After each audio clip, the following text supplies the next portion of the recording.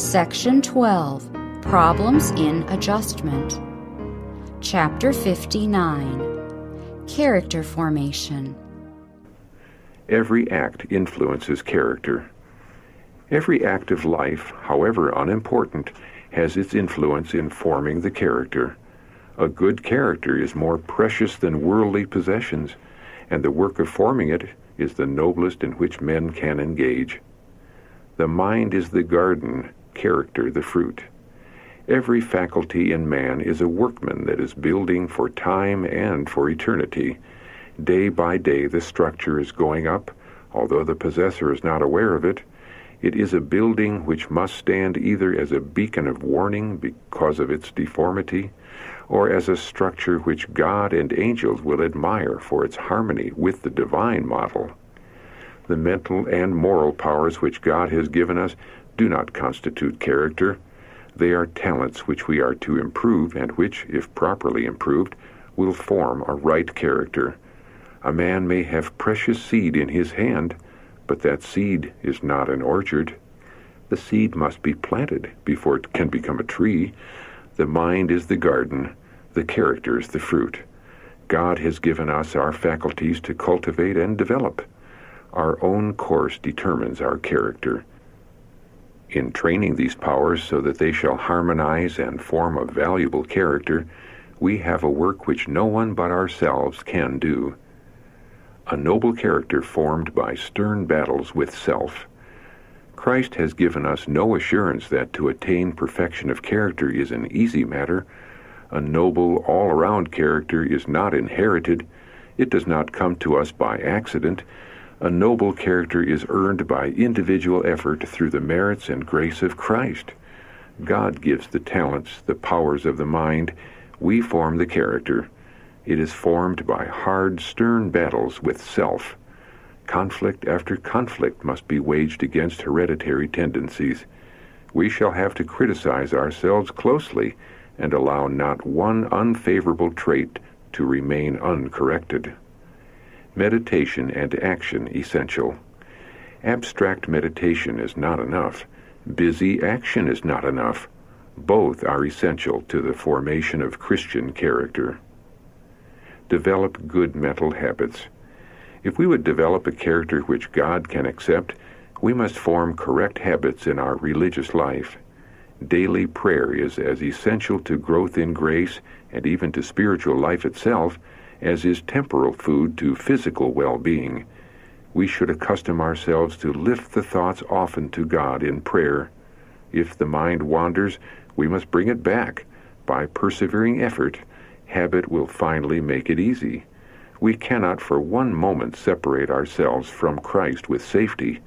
We may have His presence to attend us at every step, but only by observing the conditions which He Himself has laid down.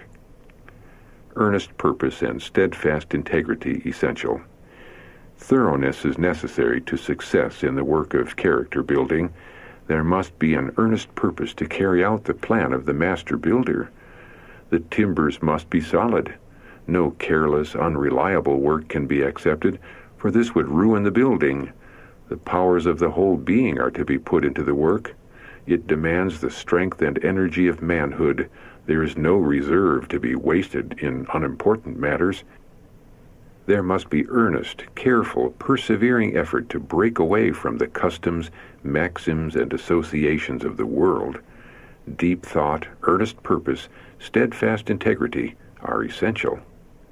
Keeping the eye on the goal. Peter says, "Add to your faith virtue, and to virtue knowledge, and to knowledge temperance, and to temperance patience, and to patience godliness, and to godliness brotherly kindness, and to brotherly kindness charity." 2 Peter chapter 1, verses 5 through 7. All these successive steps are not to be kept before the mind's eye and counted as you start, but fixing the eye upon Jesus, with an eye single to the glory of God, you will make advancement. You cannot reach the full measure of the stature of Christ in a day, and you would sink in despair could you behold all the difficulties that must be met and overcome. You have Satan to contend with, and he will seek by every possible device to attract your mind from Christ. Faithfulness in little things, counsel to a young man. Your case is similar in some respects to Naaman's. You do not consider that in order to perfect a Christian character you must condescend to be faithful in the littles. Although the things you are called to do may be of small account in your eyes, yet they are duties which you will have to do just as long as you live. A neglect of these things will make a great deficiency in your character. You, my dear boy, should educate yourself to faithfulness in small things. You cannot please God unless you do this. You cannot gain love and affection unless you do just as you are bidden, with willingness and pleasure. If you wish those with whom you live to love you, you must show love and respect for them. Character to be tested. It makes every difference what material is used in the character building. The long-expected day of God will soon test every man's work. The fire shall try every man's work of what sort it is. 1 Corinthians chapter 3, verse 13. As fire reveals the difference between gold, silver, and precious stones, and wood, hay, and stubble, so the day of judgment will test characters, showing the difference between characters formed after Christ-likeness and characters formed after the likeness of the selfish heart. All selfishness, all false religion will then appear as it is. The worthless material will be consumed, but the gold of true, simple, humble faith will never lose its value. It can never be consumed, for it is imperishable. 1 hour of transgression will be seen to be a great loss, while the fear of the Lord will be seen to be the beginning of wisdom. The pleasure of self-indulgence will perish as stubble, while the gold of steadfast principle, maintained at any cost, will endure forever. Undisciplined characters are discordant. Characters formed by circumstance are changeable and discordant, a mass of contraries. Their possessors have no high aim or purpose in life. They have no ennobling influence upon the characters of others. They are purposeless and powerless. No one can injure character as much as we ourselves. We may expect that false reports will circulate about us, but if we follow a straight course, if we remain indifferent to these things, others also will be indifferent. Let us leave to God the care of our reputation. Slander can be lived down by our manner of living. It is not lived down by words of indignation. Let our great anxiety be to act in the fear of God and show by our conduct that these reports are false. No one can injure our character as much as we ourselves. It is the weak trees and the tottering houses that need to be constantly propped. When we show ourselves so anxious to protect our reputation against attacks from the outside, we give the impression that it is not blameless before God, and that it needs, therefore, to be continually bolstered up. Controlled by will. You cannot control your impulses, your emotions, as you may desire, but you can control the will, and you can make an entire change in your life. By yielding up your will to Christ, your life will be hid with Christ in God and allied to the power which is above all principalities and powers. You will have strength from God that will hold you fast to His strength, and a new light, even the light of living faith, will be possible to you. There will be in you a power and earnestness and a simplicity that will make you a polished instrument in the hands of God. Defects can be overcome. Let no one say, "I cannot remedy my defects of character." If you come to this decision, you will certainly fail of obtaining everlasting life. The impossibility lies in your own will. If you will not, then you cannot overcome. The real difficulty arises from the corruption of an unsanctified heart and an unwillingness to submit to the control of God. To the heart that has become purified, all is changed. Transformation of character is the testimony to the world of an indwelling Christ. The Spirit of God produces a new life in the soul, bringing the thoughts and desires into obedience to the will of Christ, and the inward man is renewed in the image of God. Weak and erring men and women show to the world that the redeeming power of grace can cause the faulty character to develop into symmetry and abundant fruitfulness. Defective characters sometimes inherited. There are all kinds of characters to deal with in the children and youth, and their minds are impressionable. Many of the children who attend our schools have not had proper training at home. Some have been left to do as they pleased. Others have been found fault with and discouraged. Very little pleasantness and cheerfulness have been shown them. Few words of approval have been spoken to them. They have inherited the defective characters of their parents, and the discipline of the home has been no help in the formation of right character. Defects strengthen with years. The children learn lessons that are not easily unlearned. Whenever they are subjected to unaccustomed restraint or required to apply themselves to hard study, they appeal to their injudicious parents for sympathy and indulgence. Thus, a spirit of unrest and discontent is encouraged. The school as a whole suffers from the demoralizing influence, and the teacher's burden is rendered much heavier. But the greatest loss is sustained by the victims of parental mismanagement. Defects of character which a right training would have corrected are left to strengthen with years, to mar and perhaps destroy the usefulness of their possessor. Indulgence unsettles character. In some families, the wishes of the child are law. Everything he desires is given him. Everything he dislikes, he is encouraged to dislike. These indulgences are supposed to make the child happy, but it is these very things that make him restless, discontented, and satisfied with nothing. Indulgence has spoiled his appetite for plain, healthful food, for the plain, healthful use of his time. Gratification has done the work of unsettling that character for time and for eternity. Mind and heart to be disciplined. Children who are allowed to have their own way are not happy. The unsubdued heart has not within itself the elements of rest and contentment. The mind and heart must be disciplined and brought under proper restraint in order for the character to harmonize with the wise laws that govern our being.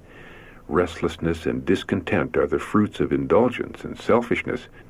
The soil of the heart, like that of a garden, will produce weeds and brambles unless the seeds of precious flowers are planted there and receive care and cultivation.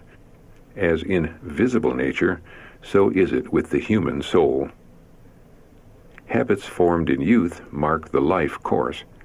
By the thoughts and feelings cherished in early years, every youth is determining his own life history.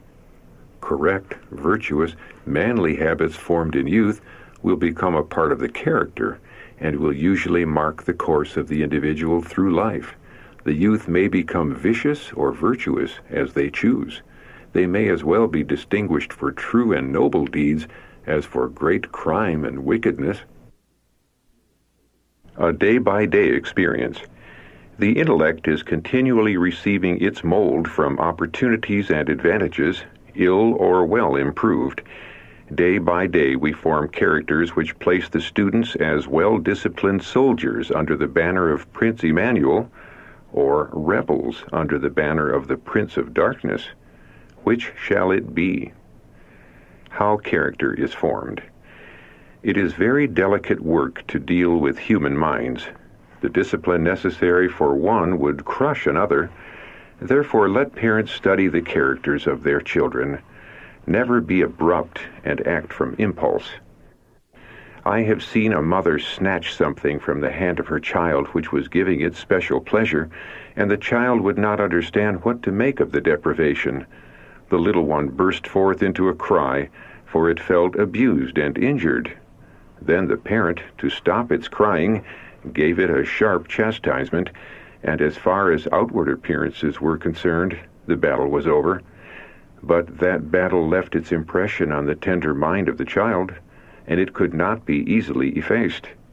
I said to the mother, "You have deeply wronged your child.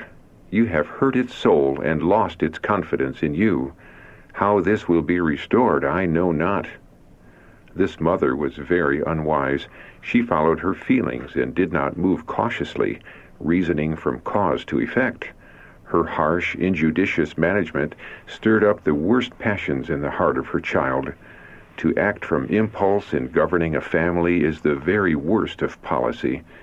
When parents contend with their children in such a way, it is a most unequal struggle that ensues. How unjust it is to put years and maturity of strength against a helpless, ignorant little child. Every exhibition of anger on the part of the parents confirms rebellion in the heart of the child. It is not through one act that the character is formed, but by a repetition of acts that habits are established and character confirmed. To have a Christ-like character, it is necessary to act in a Christ-like way. Christians will exhibit a holy temper, and their actions and impulses will be prompted by the Holy Spirit. Importance of perseverance. In perfecting a Christian character, it is essential to persevere in right doing. I would impress upon our youth the importance of perseverance and energy in the work of character building. From the earliest years, it is necessary to weave into the character principles of stern integrity, that the youth may reach the highest standard of manhood and womanhood. They should ever keep the fact before their eyes that they have been bought with a price, and should glorify God in their bodies and spirits, which are His. Usefulness depends upon personal decision. While parents are responsible for the stamp of character as well as for the education and training of their sons and daughters, it is still true that our position and usefulness in the world depend to a great degree upon our own course of action. Daniel and his companions enjoyed the benefits of correct training and education in early life, but these advantages alone would not have made them what they were. The time came when they must act for themselves, when their future depended upon their own course. Then they decided to be true to the lessons given them in childhood. The fear of God, which is the beginning of wisdom, was the foundation of their greatness. His Spirit strengthened every true purpose, every noble resolution. A perilous, false philosophy. Spiritualism asserts that men are unfallen demigods, that each mind will judge itself, that true knowledge places men above all law, that all sins committed are innocent, for whatever is right, and God doth not condemn. The basest of human beings it represents as in heaven, and highly exalted there. Thus it declares to all men, it matters not what you do, live as you please, heaven is your home. Multitudes are thus led to believe that desire is the highest law, that license is liberty, and that man is accountable only to himself. How to be overcomers. We must meet all obstacles placed in our way and overcome them one at a time. If we overcome the first difficulty, we shall be stronger to meet the next, and at every effort will become better able to make advancement. By looking to Jesus, we may be overcomers. It is by fastening our eyes on the difficulties and shrinking from earnest battle for the right that we become weak and faithless. Giving all every day. By taking one step after another, the highest ascent may be climbed and the summit of the mount may be reached at last. Do not become overwhelmed with the great amount of work you must do in your lifetime, for you are not required to do it all at once. Let every power of your being go to each day's work. Improve each precious opportunity. Appreciate the helps that God gives you, and make advancement up the ladder of progress step by step. Remember that you are to live but one day at a time, that God has given you one day, and heavenly records will show how you valued its privileges and opportunities.